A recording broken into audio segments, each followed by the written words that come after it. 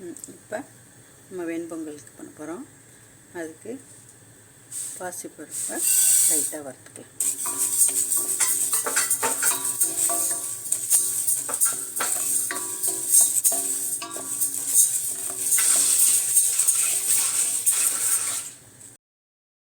ரொம்ப வறுக்கணும்னு அவசியம் இல்லை. லேசாக வறுத்ததுக்கப்புறம் லைட்டாக அரிசியை போட்டு அதை லேசாக சூடு வந்தால் போதும். அவ்வளோதான், இதை வறுத்து முடிச்சிடுவோம். இப்போ பொங்கலை தளிச்சு விட போகிறோம். இப்போ நம்ம இந்த பாத்திரத்திலே தான் பண்ண போகிறோம், குக்கரில் பண்ணுறதில்ல.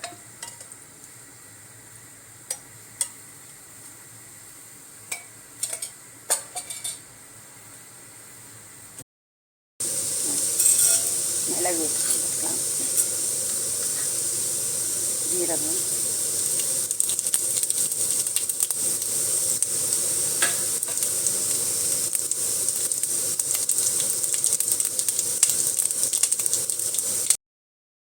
இப்போ கொஞ்சம் இஞ்சி கட் பண்ணி வச்சுருக்கோம், 2 பச்சை மிளகா, கருவேப்பிலை,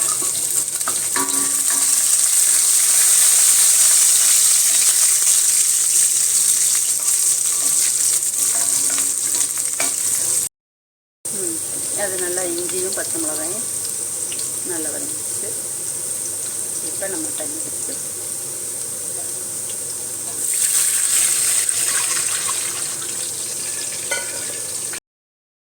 உப்பு போட்டுட்டு இப்போ நம்ம இதில் 1.5 கப்பு அரிசி, ஒரு கப்பு அரிசி, 1/2 கப்பு பாசிப்பருப்பு போட்டோம்.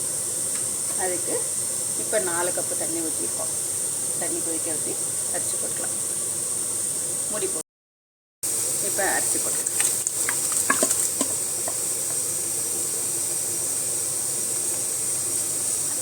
வறுத்துட்டு நம்ம கொஞ்சம் நேரம் அரிசி ஊற போட்டுருந்தோம், அதனால் சீக்கிரமாக வெந்துடும். குக்கரில் பண்ணுறத விட இதுதான் எங்களுக்கு பிடிக்கும், இது ஒரு டேஸ்ட்டாக இருக்கும், அதனால் இப்படியே பண்ணிடுறது.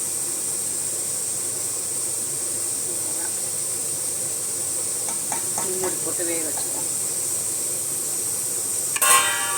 அப்புறம் தாளிச்சுக்கலாம். இப்போ நம்ம முந்திரி பருப்பு வறுத்துக்குருவோம்.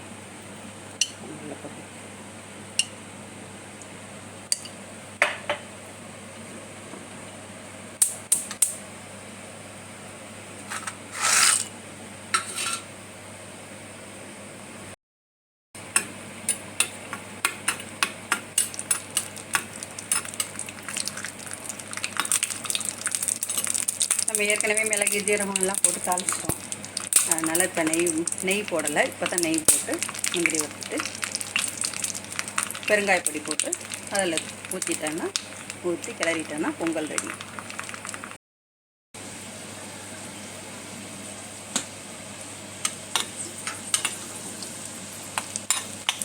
அவ்வளோ.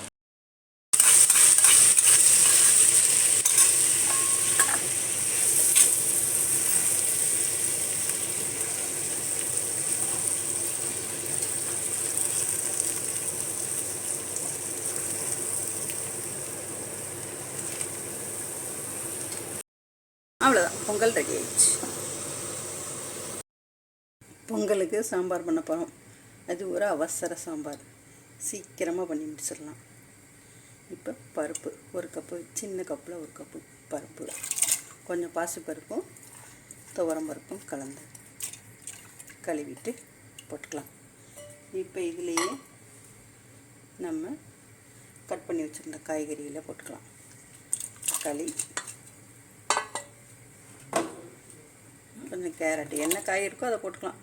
கேரட்டு, கொஞ்சம் காலிஃப்ளவர், முருங்கைக்காய், பச்சை மிளகாய், சின்ன வெங்காயம்,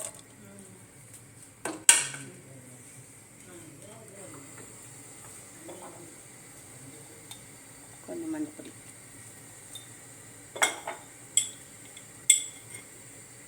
இதிலே கொஞ்சம் சாம்பார் பொடி.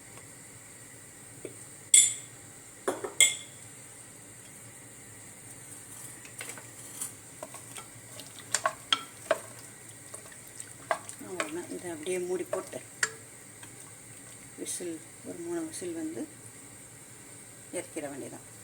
அப்புறம் தாளிக்கிறது அப்புறம் பார்ப்போம். இப்போ நம்ம சாம்பாருக்கு தாளிச்சுக்கலாம்.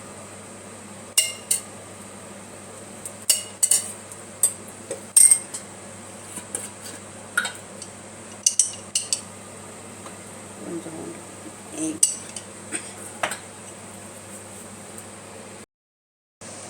கடுகு, ஜீரகம், உளுந்தம்பருப்பு, கொஞ்சம் வெந்தயம்,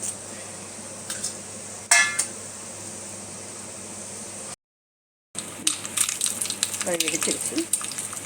காஞ்ச மிளகாய், கருவேப்பிலை, கொஞ்சம் வெங்காயம்,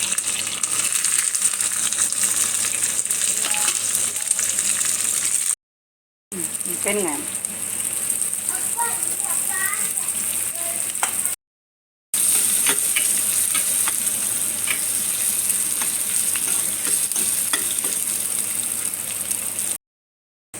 இப்போ நம்ம வேக வச்சது ரெடி ஆகிடுச்சு. அது நல்லா வந்துடுச்சு. இதுதான் அவசர சாம்பார். இப்போ கொஞ்சம் போல் புளி ஊற்றிடுவோம்.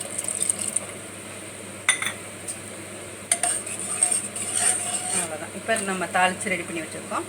இது ஊற்றிட்டு ஒரு கொதி வந்தால் அவ்வளோதான், சாம்பார் ரெடி.